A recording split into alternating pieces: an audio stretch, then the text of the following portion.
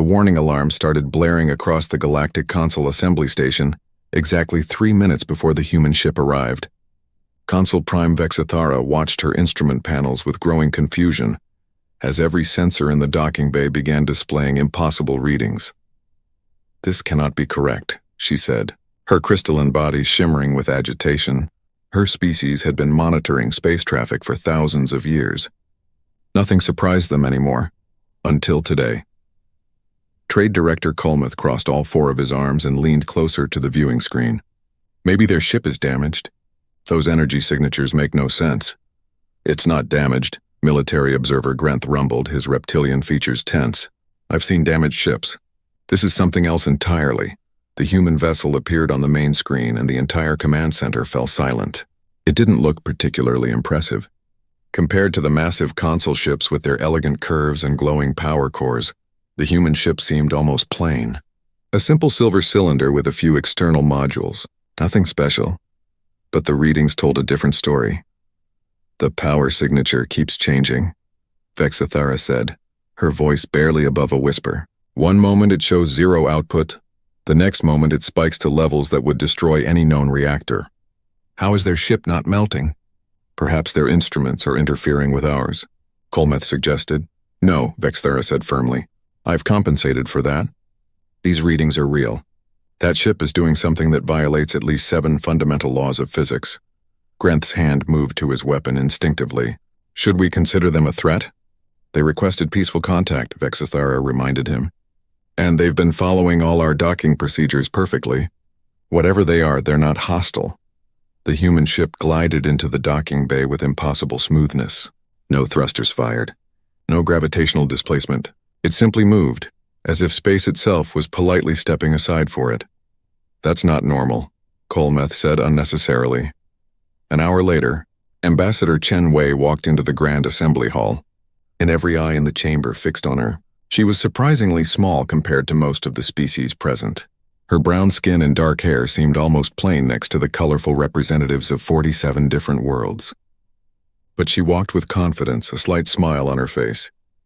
"Honored members of the Galactic Council," Chen began, her voice clear and steady, "I bring greetings from Earth and humanity. We come in peace, seeking friendship and knowledge." The formal part of the meeting went smoothly. Chen presented Earth's application for membership, shared cultural information, and answered basic questions about human society. Everything was perfectly diplomatic and proper. Then Vexithara asked the question everyone was thinking. "Ambassador Chen, we've analyzed your ship's approach. Our instruments detected readings that seem to violate known physics. Can you explain your propulsion system?" Chen's smile widened slightly. "Of course. We don't use conventional faster-than-light travel, if that's what you're asking." "Then how did you cross interstellar distances?" Colmuth demanded. "We use probability tunneling," Chen said casually, as if she'd just mentioned taking a bus. "Our ship exists in multiple locations simultaneously until we observe it at our destination. It's quite efficient, actually." The chamber erupted into chaos. Representatives shouted questions in dozens of languages.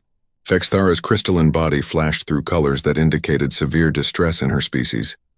"That's impossible," someone shouted. "Nothing can exist in multiple locations at once," another voice added. Chen waited patiently for the noise to die down. "With respect, it's clearly not impossible. We do it regularly. Has for about 80 years now." Grenth stood up, his massive form commanding attention. "Ambassador, are you claiming that humans have mastered quantum superposition at a macro scale?" "Mastered is a strong word," Chen said. "But yes, we use it." "Is that unusual?" "Unusual?" Vexithara's voice cracked. "It's theoretically impossible. The energy required to maintain quantum coherence in anything larger than a few atoms would exceed the output of an entire star." Chen tilted her head slightly. "Our reactor runs pretty hot, but it's manageable. We have good cooling systems. You know how hot?" Vexithara asked, though part of her didn't want to know. "About 30 million degrees Kelvin at the core," Chen said. "Give or take." The silence that followed was absolute. Every species present knew that temperature. It was the temperature of a star's core. No known material could contain such heat. No known reactor could produce it safely. "What materials do you use for containment?" Vexithara asked weakly. "Oh, we don't contain it exactly," Chen explained. We use a magnetic field that exists in 11 dimensions. The heat can't escape because from the reactor's perspective, there's nowhere to escape to. Kalmeth made a choking sound. 11 dimensions? We can barely manipulate 3. 4 if you count time. Really? Chen looked genuinely surprised. I thought dimensional manipulation was pretty standard. We've had it since the 2070s. Over the next hour, Chen answered questions, and each answer made the situation worse. Humans had technology that casually violated laws the entire galactic council considered absolute. They had computers that thought faster than light. They had materials that shouldn't exist. They had medical technology that could rebuild a body from almost nothing. And Chen described all of it with the same casual tone someone might use to discuss a coffee maker. Ambassador Chen, Vexithara said finally, how did humanity develop these technologies? Did you discover ancient artifacts? Did another species teach you? No, we figured it out ourselves, Chen said. Through experimentation and research. We call it the scientific method. Form a hypothesis, test it, analyze the results, repeat until you understand something. We know the scientific method, Kalmeth said, sounding offended. Every species here uses it. Oh, good, Chen said brightly. Then you'll understand our research papers. I've brought copies of everything. Thousands of studies, all peer-reviewed and documented. Vexithara felt something close to fear. If humans could do all this, what couldn't they do? And they were offering to share it freely? Why, she asked. Why share such powerful technology with strangers? Chen looked confused by the question. Because that's how science works? We share knowledge, we learn together, we all advance. Why would we keep it secret? The assembly session ended shortly after. The council members needed time to think, to analyze, to understand what they'd just learned. As Chen left the chamber, Granth approached Vexithara. We need to send a team to Earth, he said quietly. We need to see this for ourselves. Agreed, Vexithara said. And we need to understand how they did this. Because if their technology is real, then everything we know about the universe is wrong. Granth finished. Vexithara watched the human ambassador disappear down the corridor, still smiling that friendly smile. Behind that smile was a species that had somehow broken reality itself and didn't even seem to realize how impossible it all was. The council voted that evening. The decision was unanimous. A scientific expedition would travel to Earth immediately. They had to know the truth. They had to understand how humans had learned to cheat the universe. The journey to Earth's solar system took 3 weeks using standard console faster-than-light drives. Vexithara spent most of that time reviewing the research papers Ambassador Chen had provided. Each page made her more confused. This is madness, she muttered, reading a paper titled Practical Applications of Quantum Tunneling in Everyday Manufacturing. Kalmeth looked up from his own stack of papers. What did you find? According to this study, humans use quantum mechanics to build household furniture, Vexithara said. They describe it as basic 3D printing technology available in most homes. That's impossible. They have photographs and videos and testimonials from millions of users. Vexithara set the paper down. I don't understand how their entire civilization hasn't collapsed into a quantum singularity. Granth entered the research cabin, his expression grim. We're approaching the Sol system. You should come to the bridge. The moment their ship crossed into human space, every instrument went haywire. Again, sensors showing gravitational anomalies throughout the system, the pilot announced. But they don't match any natural phenomena. Vexithara studied the readings. Those aren't anomalies. Those are artificial structures. Humans have built stations around every planet, moon, and major asteroid in their system. How many people do they have? Kalmeth asked. According to their census, about 15 billion in the Sol system alone, Vexithara said. Another 3 billion in colony systems. 18 billion. Granth sounded shocked. How do they feed them all? Transport them? Manage the logistics? That's what we're here to find out, Vexithara said. A human voice crackled over the communication system. Console vessel, this is Earth Traffic Control. Welcome to Sol. We have you on approach Vector 7. Captain Marcus Rivera will be your military escort. Dr. Sarah Kim will be your scientific liaison. Please follow the guidance beacon to Station Unity. The guidance beacon appeared on their sensors, and what happened next made Vexithara's entire body flash with shock. Their ship began moving without their pilot touching any controls. "They're moving us?" Grenth's hand went to his weapon. "How?" "They've established a harmonic field around our vessel," the pilot reported, voice shaking. "It's gently pulling us along the designated path. I've never seen technology like this." A new ship appeared alongside them, sleek and silver, about half their size. A human face appeared on the communication screen. Captain Rivera, presumably. He had dark hair, darker skin, and a friendly smile that somehow made Vexithara more nervous. "Good to meet you in person, so to speak," Rivera said. "Don't worry about the guidance system. It's standard procedure for new visitors. We've had a few accidents with species not familiar with our traffic patterns. This way everyone stays safe." "You're controlling our ship," Grenth said, not quite making it a question. "Only the trajectory," Rivera assured him. "All your internal systems are completely yours. Think of it like a helpful current pulling you to shore. You can fight it if you want, but why work harder than you need to?" Station Unity was enormous. 10 times the size of the console assembly station, it hung in space between Earth and its moon like a glittering city. Ships of all sizes moved around, it in precise patterns, never colliding, always flowing smoothly. Dr. Sarah Kim met them at the docking port. She was young, probably barely an adult by human standards, with bright eyes and an excited smile. "This is so exciting," she said, shaking hands with each of them in the human custom. "We've never had console scientists visit before. I've prepared full demonstrations of everything you wanted to see." "Everything?" Vexithara asked cautiously. "Well, everything that's not classified for security reasons," Kim said. "But that's only about 5% of our technology. The rest is open source, available to anyone who wants to learn." She led them to a laboratory that looked surprisingly ordinary. Workbenches, computers, equipment that seemed normal, until Vexithara started examining it more closely. "This computer," she said slowly, "it's showing calculations happening faster than light speed allows." "Oh, that's because it's not really calculating in our dimension," Kim explained. "The processing happens in quantum space, where time is more flexible. The computer just retrieves the results. Makes it super fast." "Super fast," Colmeth repeated weakly. "You've created a device that processes information outside of normal time." "I mean, when you put it that way, it sounds impressive," Kim said, laughing. "But it's just standard quantum computing. Everyone has one. Kids use them for homework." Grenth picked up what looked like a simple tool. "What's this?" "Oh, careful with that," Kim said quickly. "That's a molecular assembler. It can rearrange matter at the atomic level. Great for repairs. But if you point it at something living, it could get messy." Grenth set it down very carefully. The demonstrations continued for hours, each one more impossible than the last.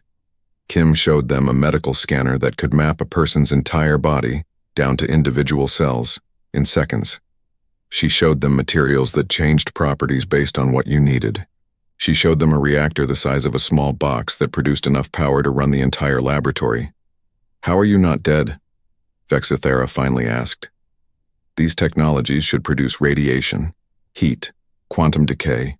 Your station should be a death trap." Kim looked puzzled. "We have shielding and safety protocols? I mean, accidents happen sometimes, but that's why we have the medical technology. We can fix most injuries now." "Most injuries?" Grenth asked. "We haven't quite figured out how to reverse death yet," Kim admitted. "But we can prevent almost everything else: brain damage, organ failure, genetic disorders. We can even slow aging. I have grandparents who are over 150 years old and still healthy." Vexithara felt her legs become unstable. She sat down on the nearest chair. "This is impossible, all of it. The energy requirements alone should exceed your civilization's total capacity." "Well, that's why we developed zero-point energy extraction," Kim said. "We pull energy directly from quantum vacuum fluctuations. There's essentially unlimited energy available if you know how to tap it safely." "Safely?"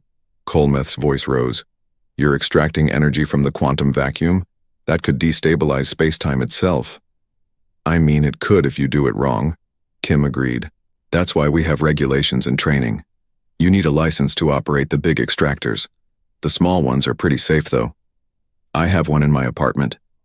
She led them to a manufacturing facility next. Robots moved with fluid grace, assembling complex devices. But they weren't normal robots. Are those machines thinking? Vexithara asked. Sort of, Kim said. They're quantum-entangled AI systems. Not really conscious, but they can process problems creatively. We link them together so they can share information instantaneously. Instantaneous communication across distance, Granth said. That's supposed to be impossible. Quantum entanglement makes it possible, Kim explained.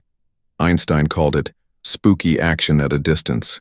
We call it really convenient for coordination.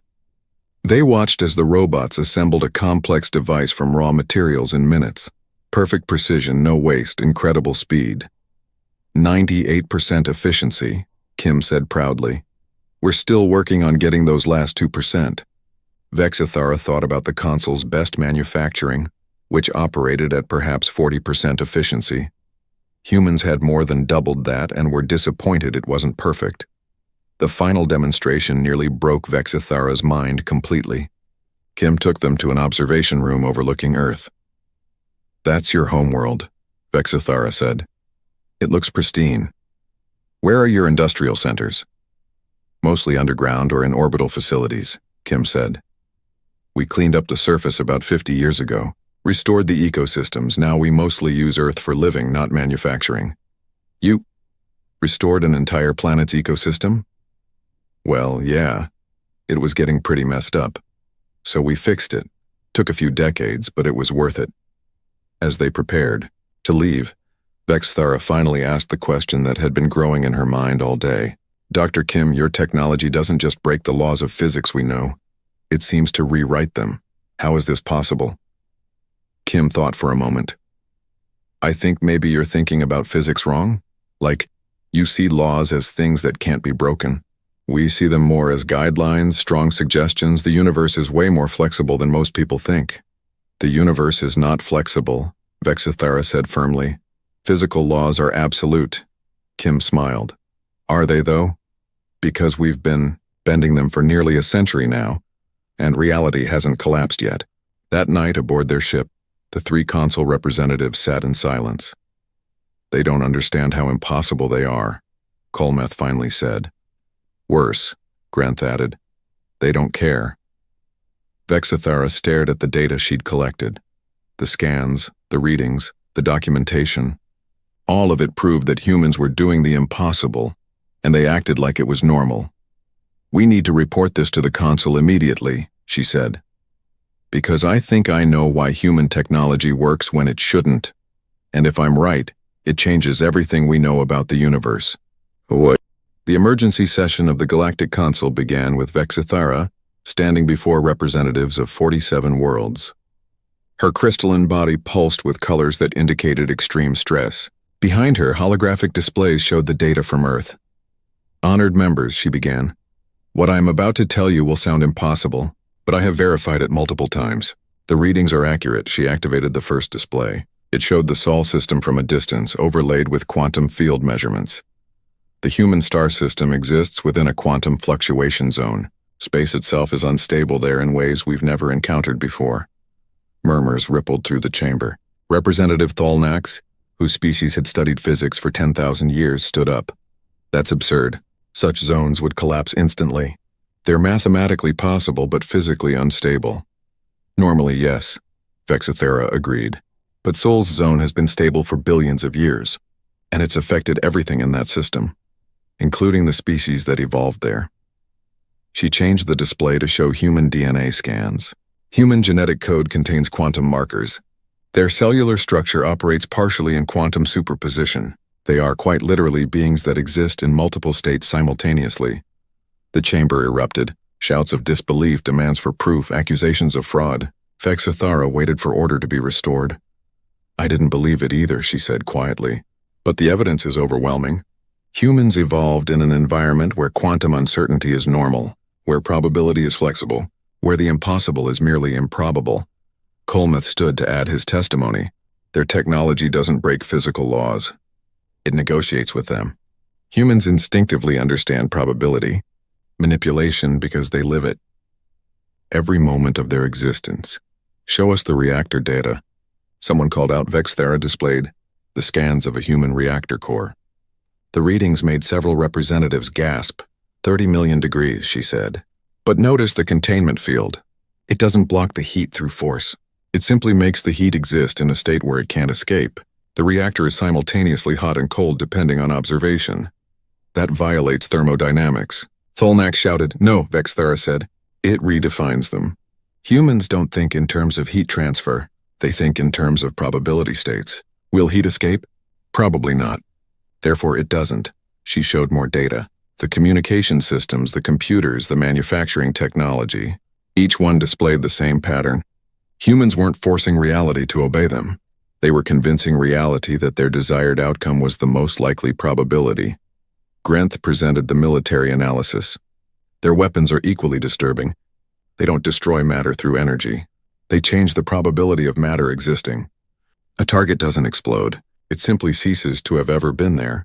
Can we defend against such weapons? Military Coordinator Vreshka asked. Only if we learn to manipulate probability ourselves, Grenth said. Which brings us to the critical question. Ambassador Chen, who had been sitting quietly in the observer section, was invited to speak. The consul must decide, Chen said, walking to the center of the chamber. Do you want to learn? Because we're willing to teach. But I need to be honest with you about something. She paused, making sure everyone was listening. Your species evolved in stable quantum environments.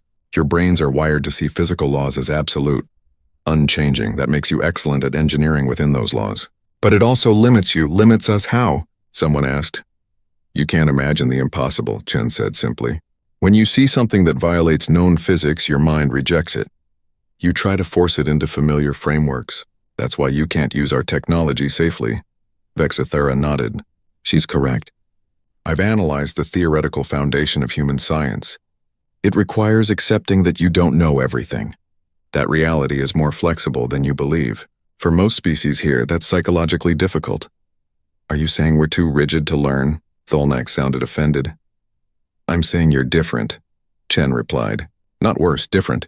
Your rigid thinking has let you build a stable civilization across hundreds of worlds. That's impressive. But it also means you need to learn a new way of thinking if you want to use probability-based technology. The debate that followed lasted for hours. Conservative members argued that humanity should be quarantined. Their technology was too dangerous, too destabilizing. If it spread through the console, it could destroy the carefully balanced civilization they'd built. Progressive members countered that humanity offered solutions to problems that had plagued them for millennia. Energy shortages, resource limitations, communication delays. Humans had solved all of it. What do you want from us? Consul Prime Vexthera finally asked Chen directly. Full membership in the Council, Chen said. Equal status with every other species. And we want to share our knowledge freely, like we do among ourselves. And in return, access to your knowledge, Chen said. Your perspective. You see the universe differently than we do. That's valuable. We can learn from each other. What if we vote to quarantine your species? Asked Representative Morthal, leader of the conservative faction. Chen's smile didn't waver. Then you'll have made a choice. We'll respect it, but I should mention something. She tapped a device on her wrist. A display appeared showing computer network traffic.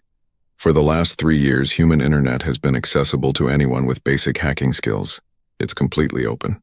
We don't believe in keeping knowledge locked away. The chamber went silent. Are you saying, Vexthera said slowly, that your entire technological database is already available to the galaxy? Yes, Chen said. We publish everything. Open source, we call it. Anyone who wants to learn can access our research papers, our design documents, our instructional videos. It's all there. How many people have accessed it? Kolmuth asked. According to our logs, about 40 million individuals across console space, Chen said. Most just browsing out of curiosity. But several thousand have downloaded significant amounts of technical data. Chaos erupted again. The information was already out there. Quarantine was pointless. Why didn't you tell us this earlier? Vreshka demanded. You didn't ask, Chen said simply. We're not hiding anything. That's kind of the point. The vote, when it finally came, was close. 25 in favor of human membership, 22 against. It was enough. Humanity is granted provisional membership, Vexithara announced, but with restrictions. You may not share certain advanced technologies until we've established proper safety protocols. Which technologies? Chen asked. Vexithara listed them. Weapon systems, reality manipulation devices, consciousness transfer technology, temporal mechanics. Chen listened politely, then shook her head. I'm sorry, but we can't agree to that. What? We don't restrict knowledge, Chen said. That's a fundamental human principle. We can't compromise on it. Either you accept us as full members with no restrictions or we'll remain independent. You're refusing membership? Tholnax couldn't believe it. I'm refusing conditional membership, Chen corrected. We're happy to be equals. We won't be children who need supervision. The vote was called again. This time, with humanity's ultimatum clear, the decision was different. 30 votes in favor, 17 against. Humanity was granted full, unrestricted membership. As the session ended, Vexithara approached Chen privately. You knew it would go this way, she said. I hoped, Chen admitted. Humans are optimistic by nature. I'm terrified, Vexithara confessed. Your technology in the wrong hands could destroy everything. So could fire, Chen said. Or nuclear energy. Or genetic engineering. Every tool is dangerous if misused. But the answer isn't to hide knowledge. It's to teach responsibility. What if someone uses your technology to build weapons? Then we'll deal with it, Chen said calmly. Together. That's what the Council is for, right? Mutual protection and support? Vexithara wanted to argue, but she'd seen human society. Their open sharing of knowledge had made them strong, not weak. Their acceptance of uncertainty had made them adaptable, not chaotic. Maybe, she thought, they were right. Maybe the Council had been too rigid, too afraid of change. Teach us, she said suddenly.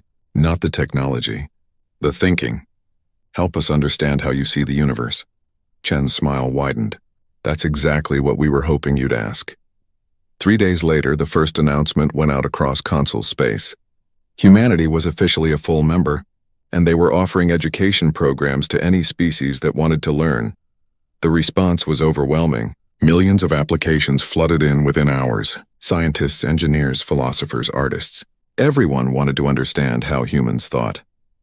In her private quarters, Vexithara reviewed the applications. One name caught her attention. Her daughter Lexithera, a young scientist with brilliant potential. She approved the application immediately. Perhaps, she thought, the next generation would bridge the gap between rigid laws and flexible probability, between certainty and possibility.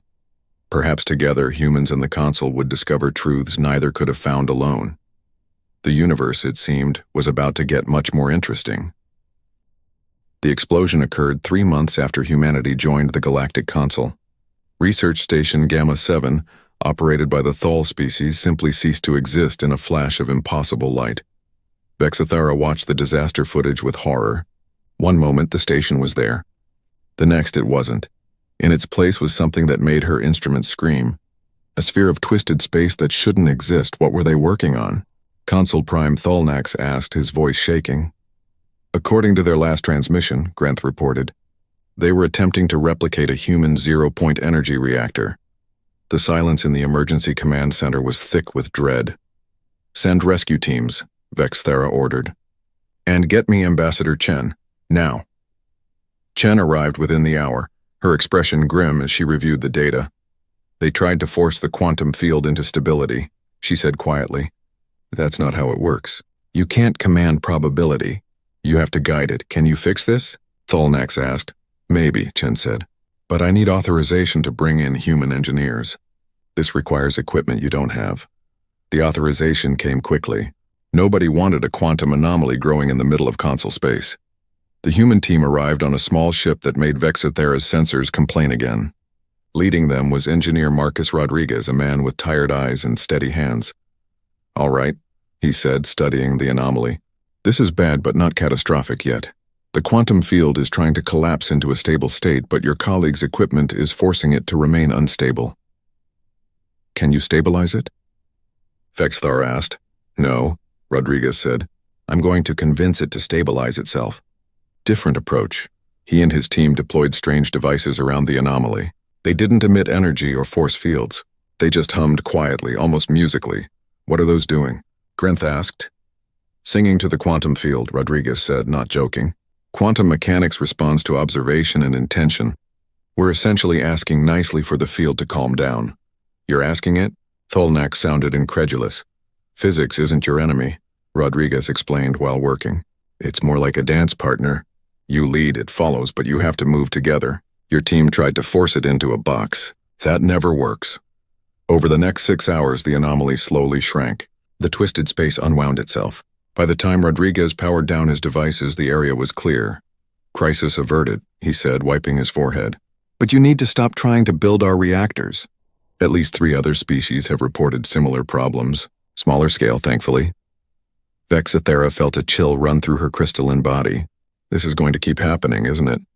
Until people learn the right way to think about this stuff, yeah, Rodriguez admitted. That's why we offered education programs. But the reactor incident wasn't the only crisis. Reports flooded in from across console space. Species trying to replicate human technology were creating disasters. A medical device that accidentally aged its test subject by 50 years. A communication system that somehow connected to people's thoughts. A manufacturing unit that started creating random matter. And then came the worst news.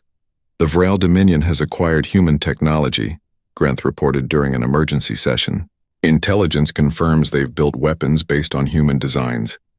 The Vrel Dominion had been the console's enemy for generations. A militaristic empire that believed in conquest and domination. They'd been held at bay by superior console technology and numbers. Now they had access to weapons that could rewrite reality. How did they get our designs? Chen demanded. One of your scientists, Vexathera said quietly. Dr. Harold Yates, he was approached by Vrel agents. They offered him money and resources. He thought they wanted to use the technology for peaceful purposes. Chen's face went pale. What did he give them? Everything, Grenth said. Weapons schematics. Power systems. Shield technology. The Vrel paid well. That fool, Chen whispered. He didn't understand. He couldn't understand. Understand what? Tholnax asked. Human technology requires human thinking, Chen explained. If the Vrel try to use it with their rigid, domination-focused mindset, the results will be unstable. Dangerous. Dangerous how? Vreshka asked. Chen brought up a simulation. Our weapons work because we accept uncertainty. We don't force matter to cease existing. We suggest that non-existence is more probable.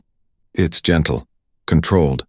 But if you try to force it, the simulation showed a weapon firing. Instead of cleanly removing the target, space itself began to unravel. The destruction spread in unpredictable patterns. It becomes a quantum cancer. Chen finished, eating through reality itself. 2 days later, the first reports of Vrel attacks came in. They'd struck 3 console border stations simultaneously. The weapons worked after a fashion. The stations were destroyed, but so was everything within 100,000 kilometers. Ships, asteroids, even empty space showed signs of quantum decay. They're killing everything, Vexathera said, watching the footage. Not just their targets, everything. More attacks followed. The Vrel pushed deep into console territory, their unstable weapons clearing paths of destruction. Nothing could stand against them. Console shields, designed to stop conventional weapons, were useless against technology that simply decided their ships probably weren't there anymore. The console fleet fell back, taking heavy losses.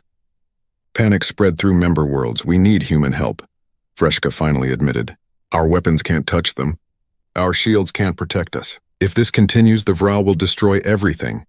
All eyes turned to Chen. She stood before the console, her usual smile gone. The humans will help, she said. But you need to understand what you're asking. If we deploy our military technology, really deploy it, the universe will see what we're capable of. There's no going back from that. We're already seeing it, Tholnak said, through the Vrel's corrupted version. No, Chen said firmly. You're seeing what happens when someone tries to use our technology without understanding it. If you want to see what we can really do when we understand it perfectly, she paused. It will be frightening. Even to us, can you stop the Vrel? Vexathera asked. Yes, will you? Chen looked around the chamber. Are you sure? Once we deploy, there's no pretending humans are just another species. Everyone will know what we are. They already know, Grenth said. They've always known. We've just been pretending otherwise. What do you require? Vexthera asked. Full tactical command, Chen said. My military needs to operate without interference. And you need to accept that we'll do things that seem impossible. Will you destroy the Vrail? Someone asked. No, Chen said. We'll stop them. There's a difference. Destruction is easy. We're going to do something harder. We're going to make them understand they made a mistake. The authorization was given. Within hours, human warships began arriving at the front lines. They weren't large or impressive looking, just sleek silver vessels that made sensors malfunction. Captain Rivera contacted Grenth's flagship. We're in position. Beginning probability field deployment. What does that mean? Grenth asked. You'll see, Rivera said. And so will the Vraal. The Vraal fleet, emboldened by their stolen technology, pushed forward for another attack. 50 warships, each armed with unstable reality warping weapons. They never got to fire. Human ships released something that Grenth's sensors couldn't properly identify. It looked like light, but it moved wrong. Bent wrong. Existed wrong. When it reached the Vraal fleet, the enemy ship simply stopped. Frozen in space. Still there, but unable to move or act. What did you do? Grenth asked in awe. We changed the probability of them being able to move, Rivera explained. Right now, from their perspective, movement is so unlikely that it might as well be impossible. They're not hurt. Just stuck. For how long? As long as we maintain the field. Hours, days, years. However long you need. But the demonstration wasn't over. More Vraal ships appeared, trying to rescue their frozen fleet. Human ships responded with weapons that Grenth's brain refused to properly process. Beams of probability that made Vraal ships forget they had shields. Missiles that convinced enemy reactors they weren't actually producing power. Drones that existed in multiple locations simultaneously, making them impossible to target. The battle, if it could be called that, lasted 17 minutes. By the end, 200 Vraal warships were either frozen in space or drifting powerless. Not destroyed. Just completely neutralized. We're detecting a transmission from the Vrail homeworld, Grenth's communications officer reported. They're requesting negotiations? Chen smiled slightly. See? Understanding achieved. Now comes the hard part. What's the hard part? Vexthera asked. Teaching them not to make the same mistake again, Chen said. And making sure you all don't either. This technology exists now. The question is, what do we do with it? In a detention cell on Station Unity, Dr. Harold Yates sat with his head in his hands, finally understanding the magnitude of what he'd done. He'd given godlike power to a species that saw the universe as something to be conquered. And humanity had just shown everyone what godlike power looked like when wielded correctly. 6 months after the Vraal conflict ended, Professor Aidan Okonkwo stood before his first class of alien students at the Human Quantum Academy on Station Unity. 30 beings from 20 different species sat in the lecture hall, watching him with expressions ranging from curiosity to fear. Welcome, he said with a warm smile. I know what you're thinking. You're wondering if you can really learn to do what humans do. If your minds can grasp concepts that seem to violate everything you know. A crystalline student in the front row raised a translucent hand. Lexithara, daughter of Consul Prime Vexithara. Is it possible for us? She asked. Our brains aren't wired like yours. Neither was mine once, Okonkwo said. I'm 57 years old. I learned quantum probability manipulation when I was 35, after growing up thinking physics was rigid and absolute. If I can learn, anyone can. He activated a display showing a simple quantum particle. Let me ask you something. Where is this particle? In multiple locations until observed, a Thal student answered immediately. Correct, according to quantum mechanics, Okonkwo said. Now here's the human question. Why does observation collapse the wave function? Silence. The answer is we don't know, Okonkwo said. And more importantly, we stopped trying to know. We accepted that reality is weird and worked with it instead of against it. He held up a small device. This is a basic probability manipulator. Standard human tool. It changes the likelihood of outcomes. How does it work? More silence? Nobody knows, Okonkwo admitted cheerfully. We discovered that certain quantum field configurations make some outcomes more likely. So we use those configurations. We don't understand the deep theory. We just know it works. That's not science, a student protested. Science requires understanding. Science requires results, Okonkwo corrected gently. Understanding comes later, sometimes much later. Humans used fire for thousands of years before we understood combustion chemistry. We're using quantum probability the same way. And someday, maybe one of you will figure out the theory we're missing. Over the following weeks, Okonkwo taught them not formulas or equations, but a way of thinking. He taught them to question assumptions, to accept uncertainty, to see physical laws as patterns rather than rules. It was slow, frustrating work. Centuries of rigid thinking didn't change overnight. Then came the breakthrough. Lexithera had been working on building a basic probability-influenced power cell for days. Every attempt had failed. The quantum field refused to stabilize. I don't understand, she said, frustrated. I'm following the instructions exactly. Okonkwo sat beside her. That's your problem. You're following instructions. You're trying to control the field. Isn't that the point? No, Okonkwo said. The point is to cooperate with it. Here, try something. Stop thinking about what the field should do. Think about what it wants to do. It's a quantum field. It doesn't want anything, doesn't it? Okonkwo asked. Quantum systems seek stable states. They prefer certain configurations. What if, instead of forcing your configuration, you found one the field already likes? Lexithera stared at her equipment. Then slowly, she stopped trying to impose her will on the quantum field. Instead, she observed what patterns emerged naturally and gently encouraged them. The power cell flickered. Then stabilized. Energy readings showed clean, consistent output. I did it, she whispered. I actually did it. No, Okonkwo said with a smile. You and the quantum field did it together. News of the breakthrough spread quickly. If one alien student could learn, others could too. Applications to the academy tripled, but not everyone was happy about humanity's growing influence. On the Vrail homeworld, Warlord Threxkar sat in a detention facility, awaiting trial for war crimes. The Vrail government had surrendered after seeing what human technology could really do. Their empire had collapsed in weeks. Threxkar had requested to speak with Ambassador Chen. She agreed, curious about what he wanted. You humiliated us, he said when she arrived. His reptilian features were twisted with anger and something else. Confusion. We stopped you, Chen corrected. There's a difference. Why? Threxkar asked. You could have destroyed us completely. Your weapons could have erased our entire species from existence. Why didn't you? Chen sat down across from him. Because destruction is easy. It's the lazy option. We wanted you to learn something instead. Learn what? That you were using tools you didn't understand, Chen said. The technology Dr. Yates gave you was never going to work properly for you. Your entire military philosophy is based on domination, on forcing others to submit. That mindset is incompatible with probability-based technology. I don't understand, Threxkar admitted. I know, Chen said gently. That's exactly the lesson. You tried to command reality, but reality doesn't take commands. It responds to cooperation, to gentle persuasion, to working with it instead of against it. This is weakness, Threxkar said automatically, though his voice lacked conviction. Is it? Chen asked. We defeated your entire fleet without destroying a single ship. We have technology that can rewrite reality itself. Does that sound weak to you? Threxkar was silent for a long moment. What happens to us now? That depends on you, Chen said. The Council will decide your personal fate. But your species, they have a choice.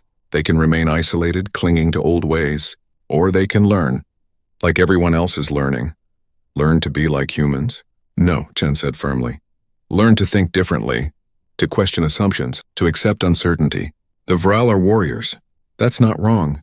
But maybe you can be warriors who fight for something other than domination. Warriors who protect instead of conquer. After she left, Threxkar sat in his cell thinking about her words. For the first time in his life, he wasn't certain about anything. Meanwhile, across console space, the paradigm shift continued. Species that had relied on rigid engineering for millennia began experimenting with probability-based approaches, not copying human technology directly, but learning human thinking and applying it to their own methods. A Thal engineer developed a new kind of shield that didn't block energy, but convinced energy it didn't want to be there. A merchant species created a communication system that didn't transmit signals but made receivers believe they'd already received them. A medical team found a way to encourage cells to heal themselves rather than forcing them through chemical intervention. None of it worked quite like human technology, but all of it worked better than what they'd had before. 6 months after the first breakthrough, Vexithara visited the academy to see her daughter's progress. She found Lexithara in a laboratory, working alongside a human student on a joint project. "What are you building?" Vexithara asked. "A hybrid drive system," Lexithara explained excitedly. "It combines human probability tunneling with traditional console precision engineering. The human part handles the quantum uncertainty, while the console part ensures stable transitions." "Does it work?" "We're about to find out," the human student said. They activated the prototype. For a moment, nothing happened. Then the device began to hum, not with the chaotic energy of pure human technology, not with the rigid stability of console engineering, but with something in between. "Something new. It's stable," Lexithara breathed. "It's actually stable." Vexithara felt something shift inside her. This was the future.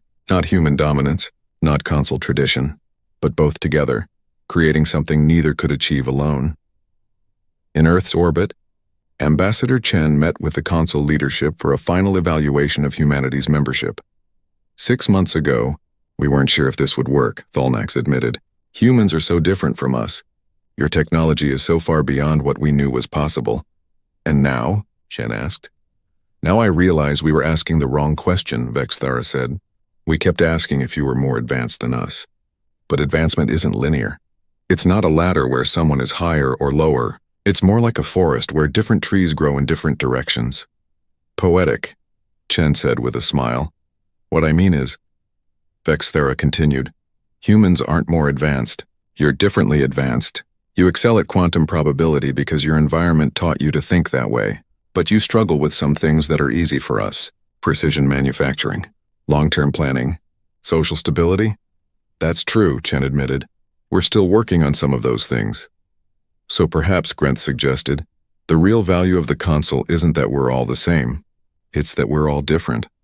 Each species sees the universe through different eyes.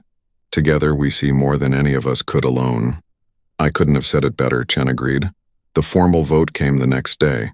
Humanity's provisional status was removed. They were now full members of the Galactic Council, with all rights and responsibilities. But more importantly, the Council had changed. The rigid thinking that had dominated for generations was giving way to something more flexible, more open to possibility. 1 year after first contact, a joint Council-human exploration ship launched into unknown space. The crew was mixed, representing 20 different species. The ship used hybrid technology, combining human quantum manipulation with alien precision engineering. Captain Rivera stood on the bridge alongside Vexithara, who'd accepted the position of Chief Science Officer. "Ready for the first jump?" Rivera asked.